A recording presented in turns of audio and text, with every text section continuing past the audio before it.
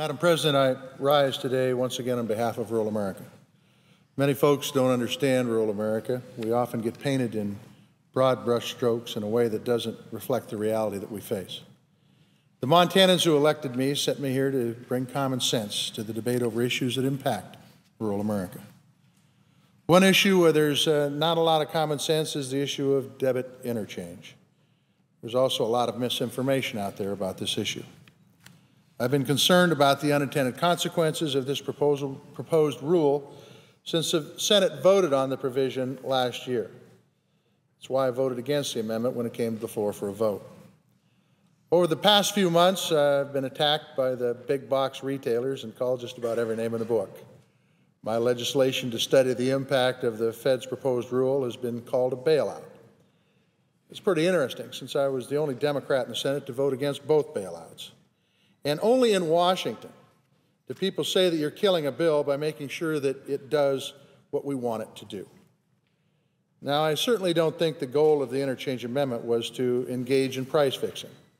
I don't think the folks were trying to hurt consumers or small community banks and credit unions. But now we know the impact of this provision is far different than the information that we had when we passed the amendment. Now we know that the regulators tasked with implementing this rule think that it may not work at all.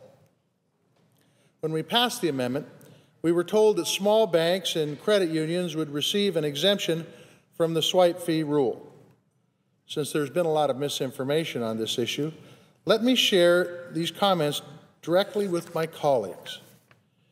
In a Banking Committee hearing in February, Chairman Bernanke referred to the exemption for community banks and credit unions, and he said, and I quote, "We are not certain how effective that exemption will be.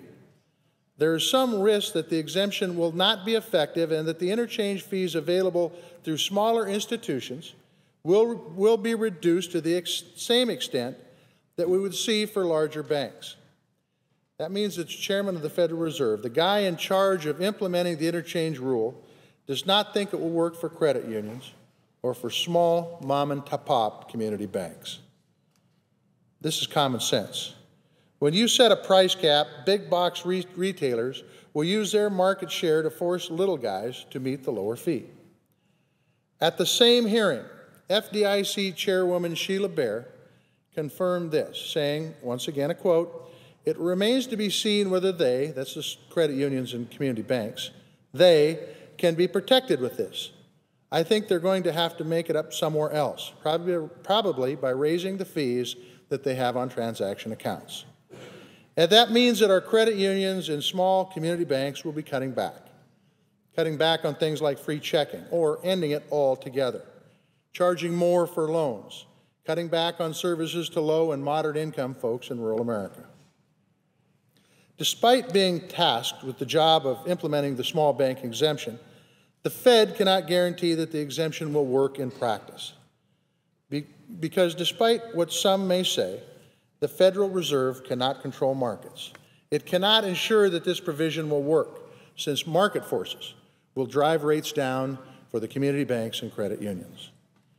No one doubts that rural America's small businesses will be significantly affected by regulating debit card interchange fees. Yet the true and full effects of this regulation on small businesses are not being fully discussed or fairly portrayed. This amendment was an attempt to address a problem. But when you control prices, as this amendment does, you also invite unintended consequences. At first, it might make sense that if you reduce debit card swipe fees, then small businesses will benefit. But once you take a closer look, you find a host of potential problems for small businesses, and no guarantees that consumers will benefit one lick.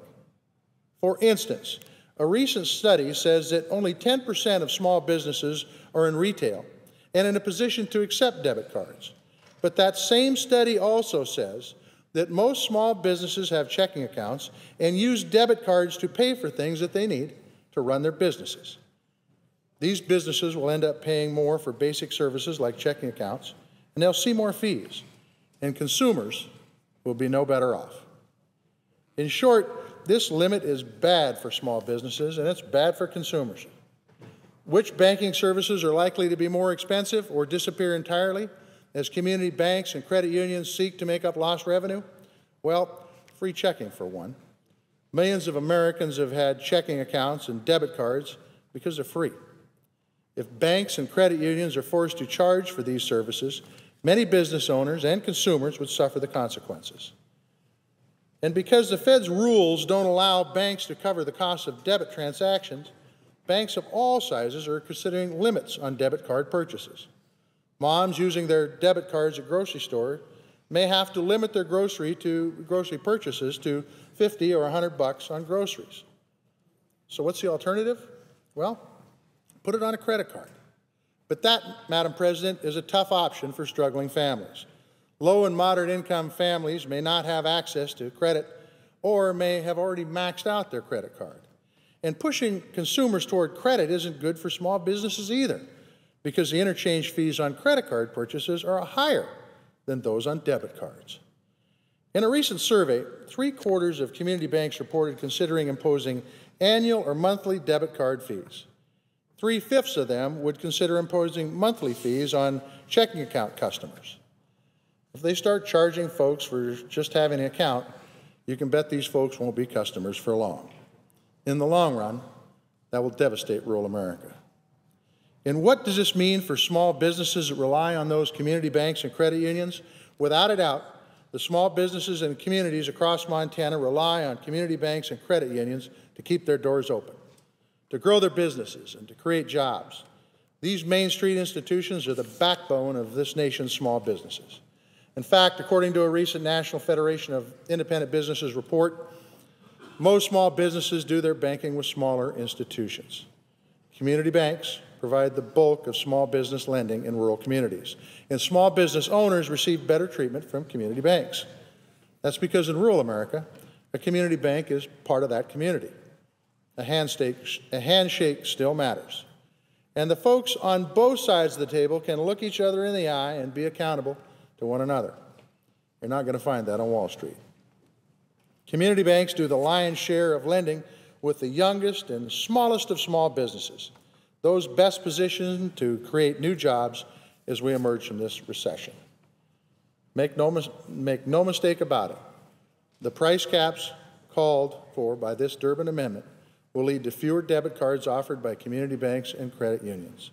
It will limit the size of debit card transactions, and it will end free checking for small businesses as they rely on these institutions. These changes will limit the ability of small businesses to conduct daily business. They will increase banking costs and could limit lending capability of smaller institutions. These changes come at a time when many small businesses are already fully leveraged and have few other options available. So what does this mean for small businesses in Montana? For a contractor in Kalispell, it means he won't be able to use his debit card to buy lumber. It will mean the end of free checking. I know of too many businesses that don't have the option of increasing their lines of credit with their bank or who have maxed out a credit card weathering this recession. Those are the circumstances that folks are forced into, and those are the circumstances that limit our economy. What will this mean for community banks and credit unions that are competing for the business of these small businesses? Community banks and credit unions play an instrumental role in our economic recovery by providing loans to small businesses so that these businesses can grow and hire new employees. Smaller banks treat small businesses better, but smaller banks don't have the means to make up for lost revenue from this federal mandate, and they don't have the volume to make up this revenue elsewhere like bigger banks do.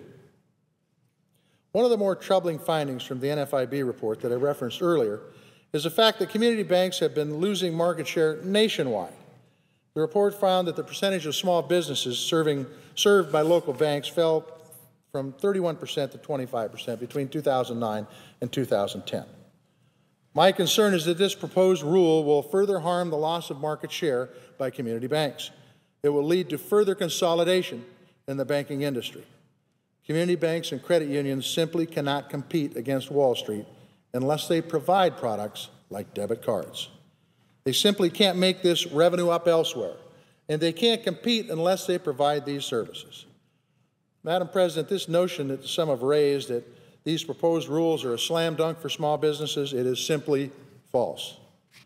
Unfortunately, this is one of the many misconceptions that have been put out there. For example, based on statements that I have heard, some would have you believe that we've been working and analyzing the debit interchange issue for years, talking about all of the hearings that we've had on this topic. The truth is, however, quite different. There's been just one Senate hearing on this issue since 2006, and it was regarding the interchange fees paid by the federal government. The Judiciary Committee has looked at antitrust issues, but they have never addressed the ramifications of this amendment. Never. And no one has been able to explain to me why studying the impact of this rule is a bad idea. Am I suggesting that the debit interchange system is without fault? Absolutely not. But we shouldn't move forward with a rule that will create a whole new set of problems and will hurt community banks and credit unions until we fully studied the impact. If we do not measure twice and cut once, we're bound to create a whole new set of problems that will hurt small businesses and consumers. I sure wouldn't have stepped into the middle of this fight if I didn't think it was critical for the survival of rural America and to the jobs and livelihoods of people who live there. I'm in this job not because I'm known as a guy who stands up for big banks or Wall Street. Far from it. I'm the guy in my party who voted against TARP and against the automaker bailout. I'm in this job because rural America needs a voice at the table. Rural America needs someone on their side to make sure rural communities and Main Street businesses don't get stuck with the short end of the stick when the Senate makes policies like this one. We need to stop. We need to study. We need to make sure we're doing the right thing. Therefore, Madam President, I ask my colleagues for their bipartisan support on a responsible bipartisan bill to delay this rule so we can have time to study the consequences of this rule, both intended and unintended. Our economy cannot afford to let this go into effect. I yield the floor.